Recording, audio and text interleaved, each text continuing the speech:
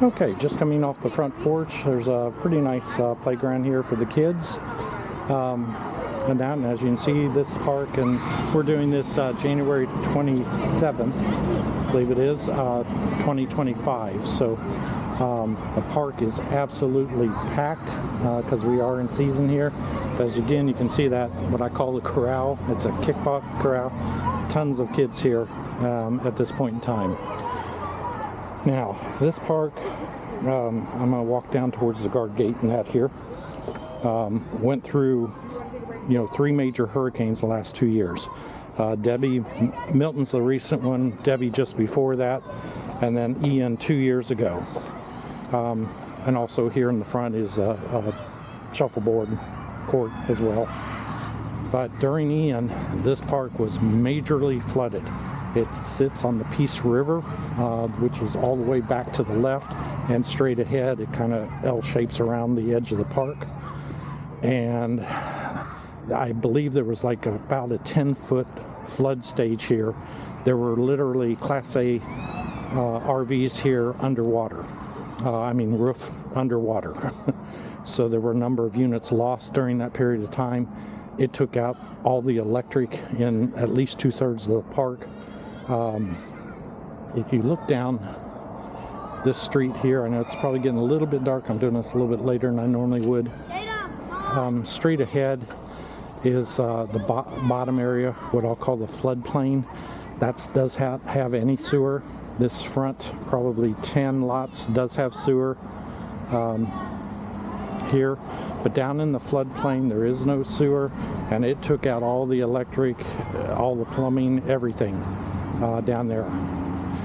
This park also has a history of water line breaks.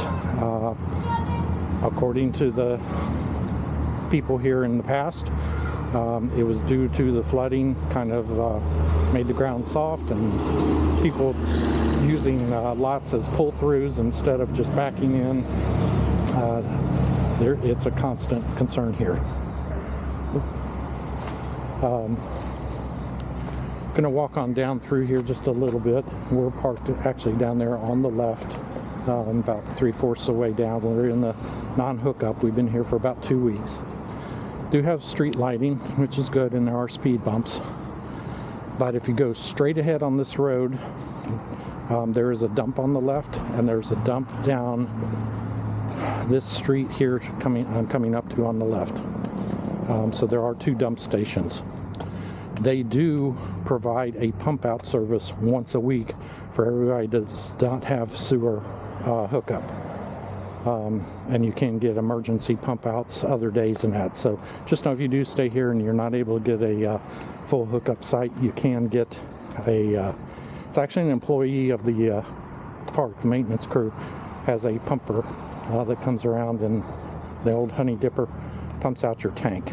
So a little inconvenient. Obviously you've got to be there for them to do jobs, so that kind of kills the day until they show up and get it pumped out. Most of the park does have asphalt. There are a few streets, like the one to my left here, that is still gravel. But straight ahead, way past the trees and that, there is a boat ramp that goes right to the Peace River, right straight down. There is a bathhouse down here as well in the middle of this section to the left. This section here all to the left, and the street all have septic or sewer hookups. These are the full hookup sites. But as you can see, it's difficult to get in.